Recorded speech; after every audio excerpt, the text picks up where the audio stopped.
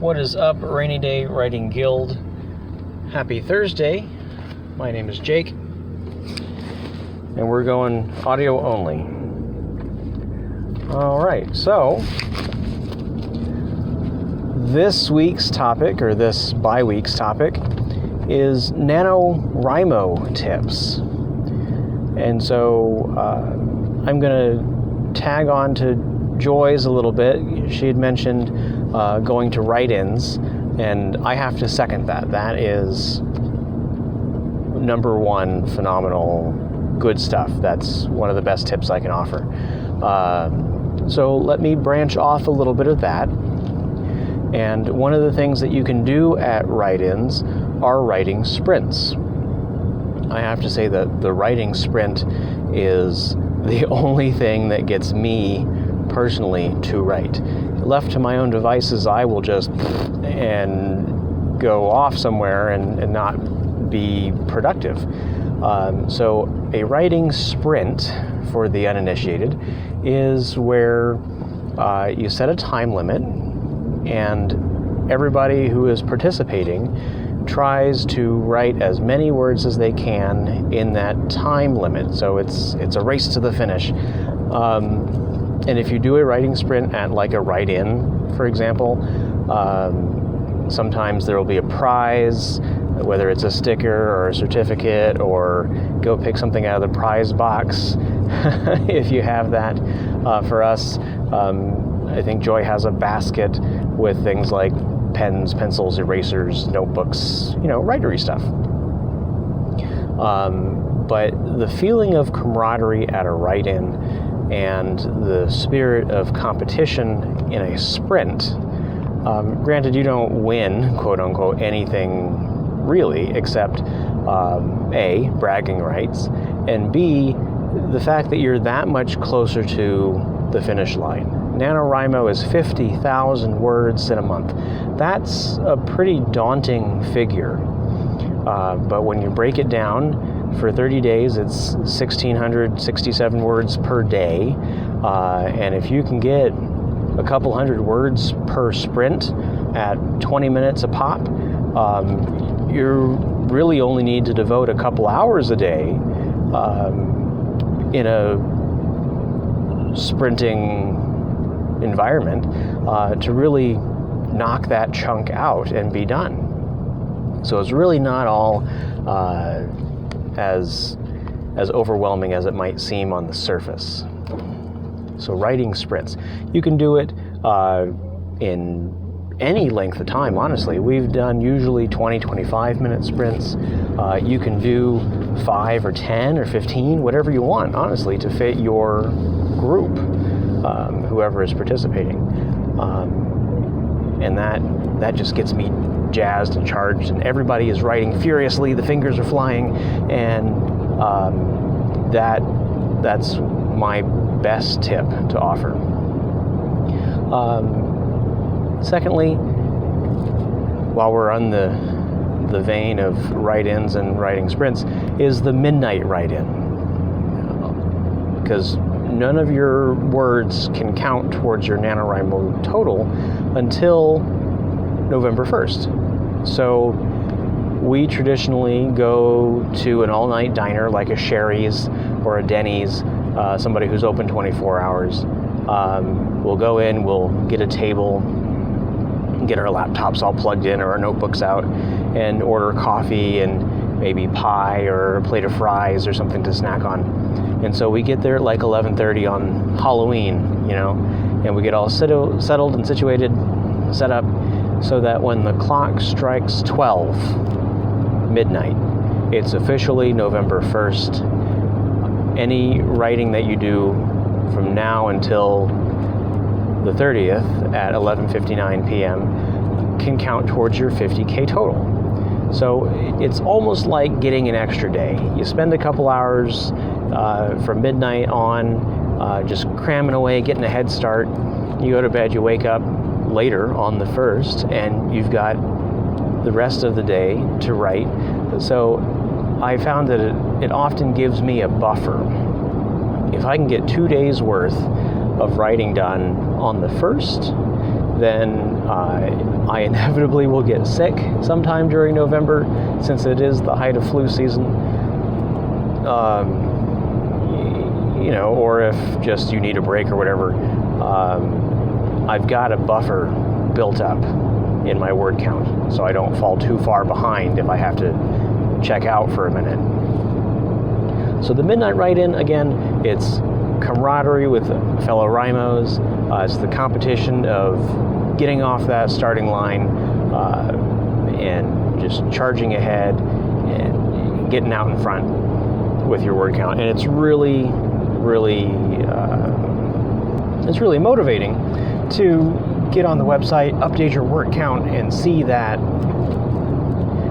day one total shoot right up. So we've got writing sprints, we've got the Midnight Write-In. Another piece I want to talk about is, for me personally, now there's two types of Rhymos, generally speaking. There's plotters and pantsers. Plotters plot out and outline their story before they write it, so that they have a roadmap.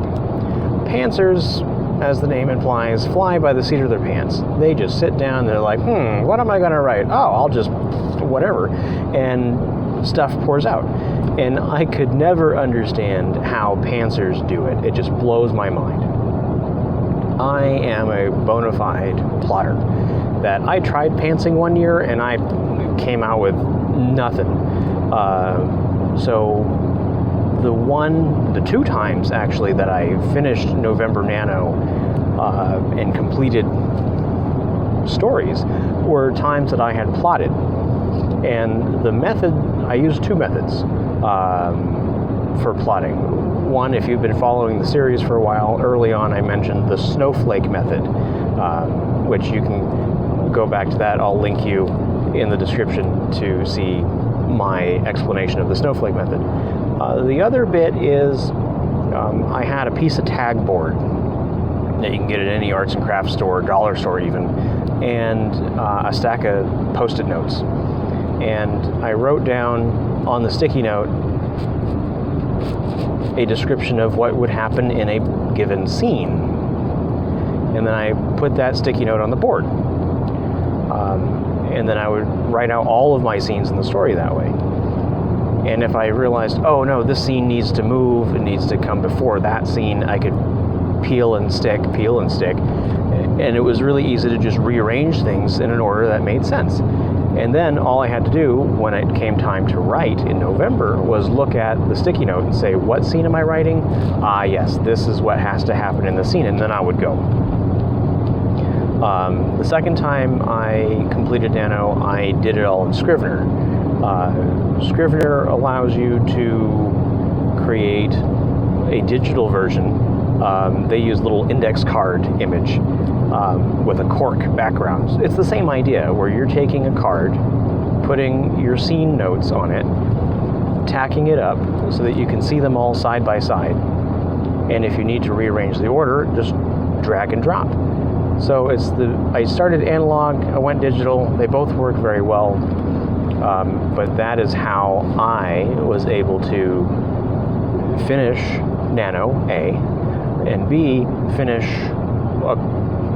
a narrative and not give up halfway through, which has been my other MO, that you hit that mid-month slump about 2 weeks in and you're just like, what am I doing? I'm not gonna finish. And that's when you really need to power through, pick yourself up by your bootstraps, and having, at least for me, again, plotters,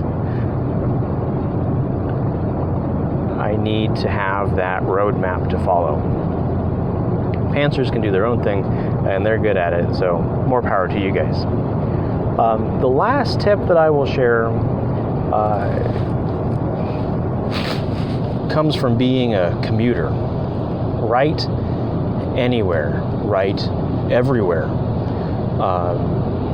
I carry a notebook and pencil with me, and so I've got a 2-hour one-way commute. I live in the burbs, I work in the city, and so that time can be spent writing in my notebook because my laptop's too cumbersome for writing on the bus and then writing on the ferry and then walking to work.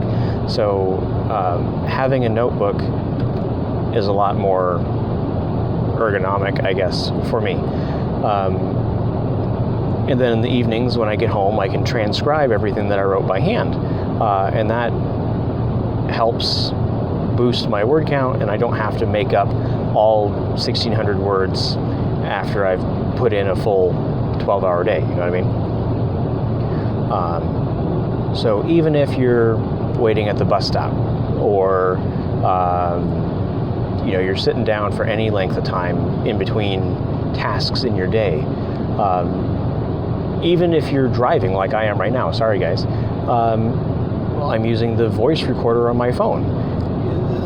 Set it to record and just talk, whether you're narrating actual dialogue and narrative for your story that you can, transcribe later, or if you're just talking out world building notes, brainstorming, plotting, all of that helps contribute to the end goal of having a completed manuscript.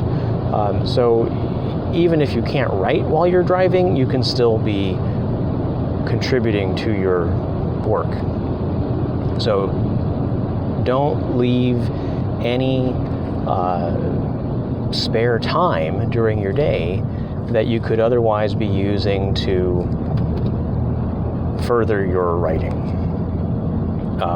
Even when I'm at work, I work in an office, I've got a computer, I've got Word, so on my breaks during NaNoWriMo, I will write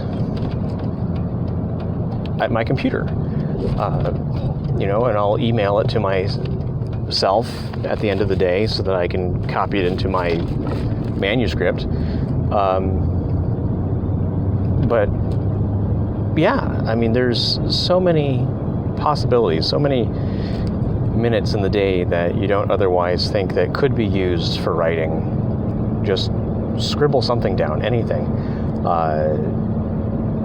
to help finish NaNoWriMo. And so those are 4 tips for me. Tune in next week for Devin and Lydia. But I'm very excited for Nano this year. I've got a new project in mind.